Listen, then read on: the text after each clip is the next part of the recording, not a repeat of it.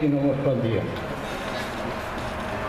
Γι' αυτό τώρα που αποχωρώ κι εγώ από την ενεργό δράση, σας καλώ όλους να συνεχίσετε τις προσπάθειες.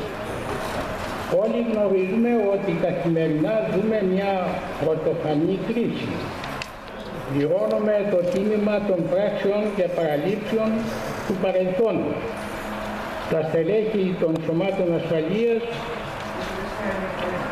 εν αποστρατεία και εν ενεργεία έχουν πληγεί βαθύτατα από την κρίση. Αυτό το ξέρουμε όλοι.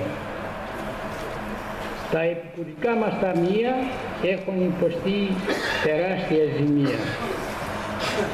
Μαζί με τις άλλες ενώσεις αποστράτων των ενόπλων δυνάμεων και σωμάτων ασφαλείας, αλλά και με τις ομοσπονδίες των ενεργεία, συναδέλφων που αξία και που ασύ, κατ' επανάληψη διαμαρτυρηθήκαμε προς τους αρμοδίους για την τραγική κατάσταση των ταμείων.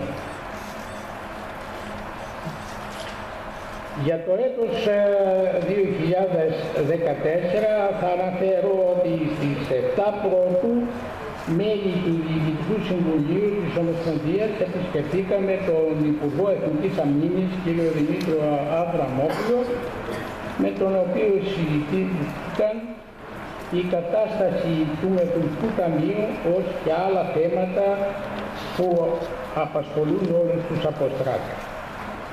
Πήραμε τη διαβεβαίωση ότι θα είναι αλληλέγγυος και θα ενδιαφερθεί για την άμεση επίλυση των προβλημάτων που θέσαμε. Με πρωτοβουλία της Ομοσπονδίας επισκεφθήκαμε με προσώπους της ΚΟΑΞΗ και ΠΟΑΣΙΑ